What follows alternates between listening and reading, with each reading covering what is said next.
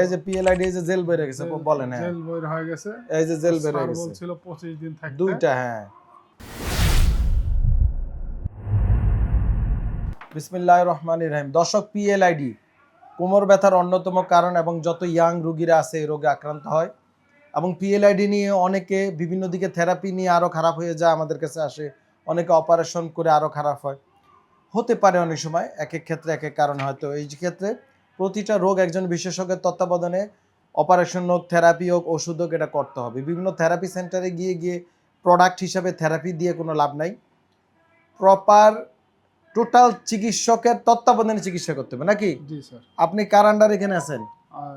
Doctor Shafiullah প্রধানের আন্ডারে নাকি অন্য কারো আন্ডারে? না। হ্যাঁ, একটা থেরাপি সেন্টারে গিয়ে কয় আমি স্যার থেরাপি দিছি, কোথায় দিছেন? অমুক জায়গায় দিছি। কার কাছে দিছেন আর উত্তর দিতে পারে না। কত অথর্ব রুগী এগুলা। আরে ভাই, চিকিৎসা তো কোনো একটা ডাক্তার আন্ডারে হবে, সেটা ডেন্টাল হোক, ডেন্টিস্ট হোক, হোমিওপ্যাথি হোক, আয়ুর্বেদিক হোক, কার্ডিওলজিস্ট হোক, নিউরোলজিস্ট হোক, ফিজিওথেরাপি হোক, একজন চিকিৎসকের আন্ডারে চিকিৎসা হবে। থেরাপি সেন্টারে আবার চিকিৎসা কিভাবে? কোনো দায়িত্ব জ্ঞান নাই, কোনো কিন্তু রুগীরও বুঝে না। আর কতগুলো ব্যাঙ্গে ছাতার মতো থেরাপি সেন্টার এই দেশে ম্যাল প্র্যাকটিস হইতেছে, গরু ছাগল দিয়ে ভরা সারা দেশে এইভাবে। এই কথাটা ঠিক নেই। রুগীরা যারা এখানে আসে তারা জানে হোয়াট ইজ দ্য রিয়েলিটি। এই রুগী আমার তত্ত্বাবধানে, কিন্তু আমি একা চিকিৎসা করি না, বাট রেসপন্সিবিলিটি আমার। জি স্যার। কার ঘাড়ে? আমার ঘাড়ে। জি স্যার। চিকিৎসা আমি একলা দিছি না, আমার টিম আছে। We have a team.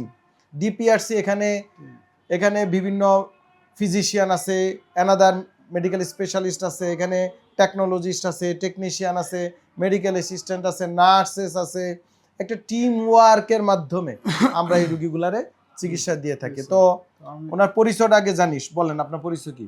সালামু আলাইকুম, আমার বাসা নাটোরে, গুরদাসপুর থানায়। আপনার নাম? আমার নাম মোহাম্মদ নাজির হোসেন। আর গ্রামের নাম? মহারাজপুর। আচ্ছা, বলেন আপনার কি কষ্ট ছিল? আমার সমস্যা পিএলআইডি জেল বের হয়ে গেছে। এই যে পিএলআইডি এই যে জেল বের হয়ে গেছে বলেন। হ্যাঁ, জেল বের হয়ে গেছে, এই যে জেল বের হয়ে গেছে, বলছিল 25 দিন থাকতে। দুইটা। হ্যাঁ, তো আমি আপাতত 1 সপ্তাহ আছি। আমার যে জায়গা ব্যথা ছিল সেই জায়গায় ব্যথাটা একটু আরাম, আর বা পা ভার ভার ছিল, এখন বা পা ভাব একটু পাতলা হয়েছে। ওই জন্য আমি আগে যাইতেছেন কে কেন?